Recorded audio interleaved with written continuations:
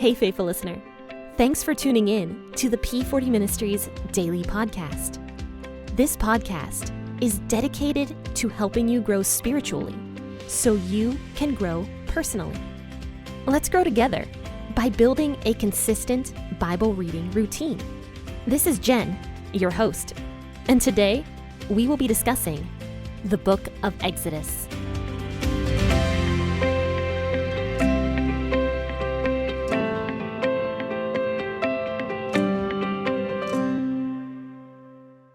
Hey, this is Jen here with the P40 Ministries podcast, and thank you guys so much for tuning in on this Monday morning. So let's just jump right in and start talking about the Bible, because that's what we're here for. So let's go ahead and read Exodus 4 verses 24 through 31 today. As always, I will be reading out of the WEB version. Let me switch over to that though, because right now I'm in the NIV version. All right, hang on a second. There we go.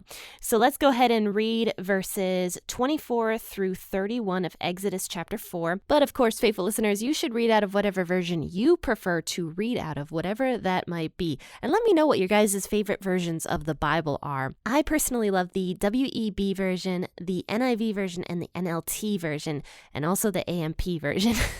I switch a lot between those four particular versions of the Bible. But let's go ahead and get started, and make sure to grab that cup of coffee this morning.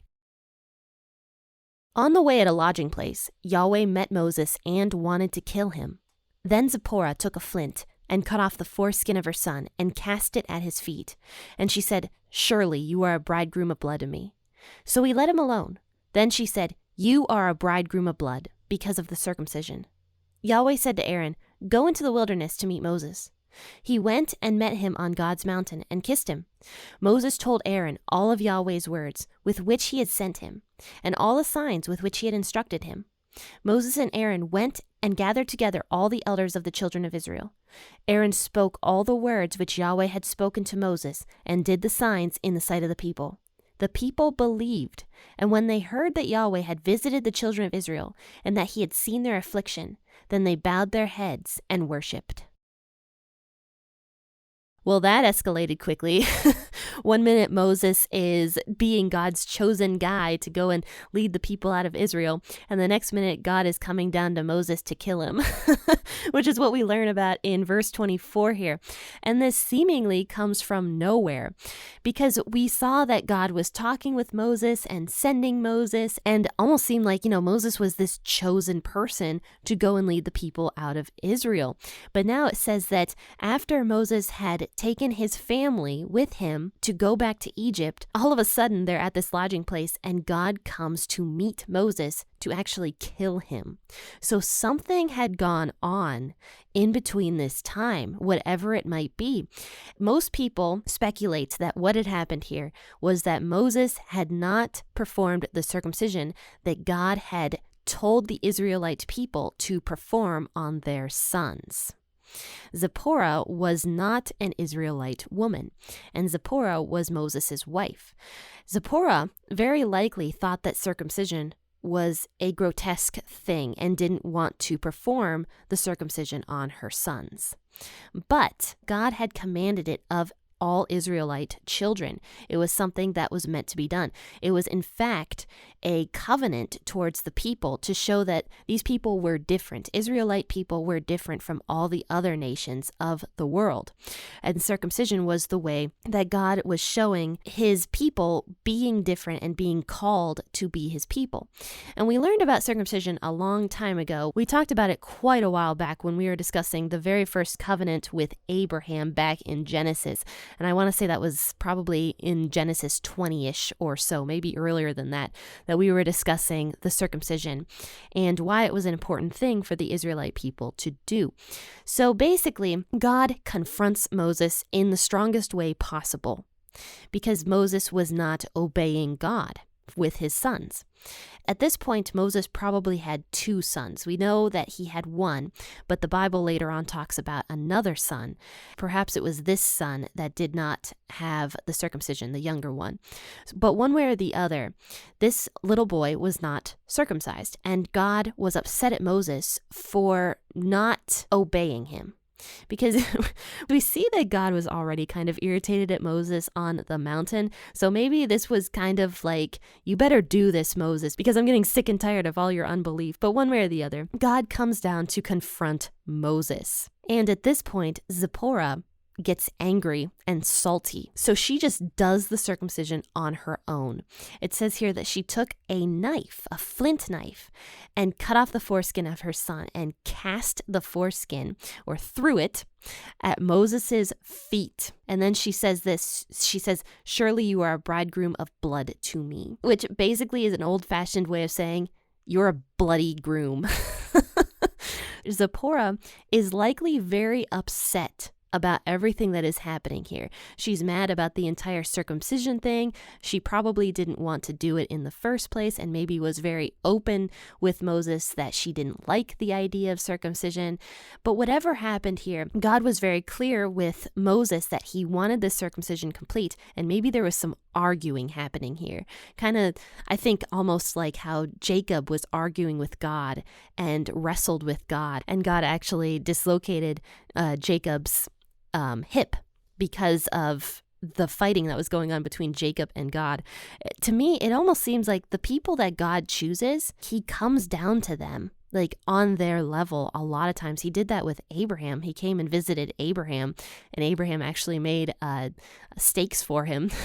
And he came and visited Jacob and wrestled with Jacob, and now he's coming and visiting Moses.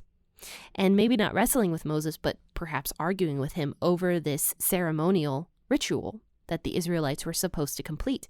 So anyway, Zipporah gets upset, throws the foreskin at her husband, and calls him a bloody husband. So she's clearly upset about this entire thing.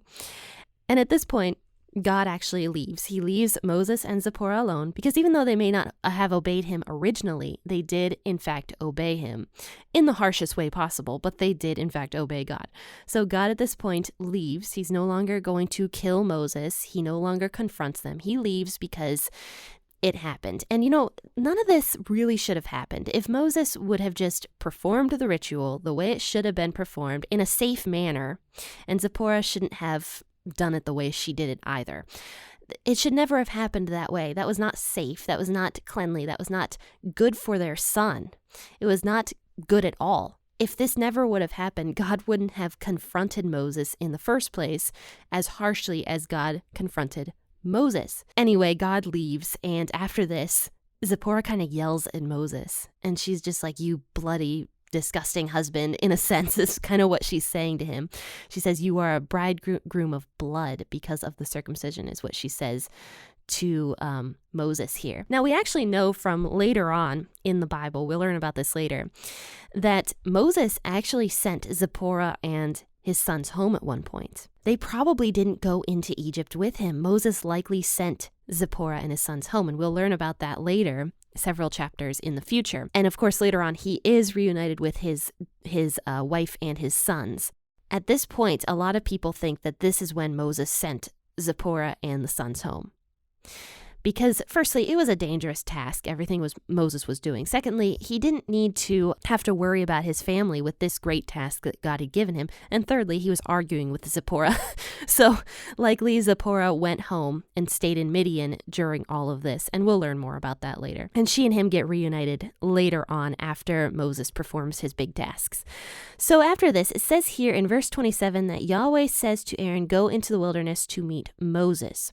So we don't know if this is talking about before or after this entire situation with Moses and Zipporah here and the circumcision. It could be that Moses went home with Zipporah, took her home, and was like, "You just stay here for a little bit." Perhaps that is when God told Aaron to go visit Moses on the mountain. And it was the same mountain that Moses was on before when he saw the burning bush, the mountain of Horeb, or God's mountain. So maybe when Moses returned back home with his wife to Midian, that is when Aaron visited Moses on the mountain.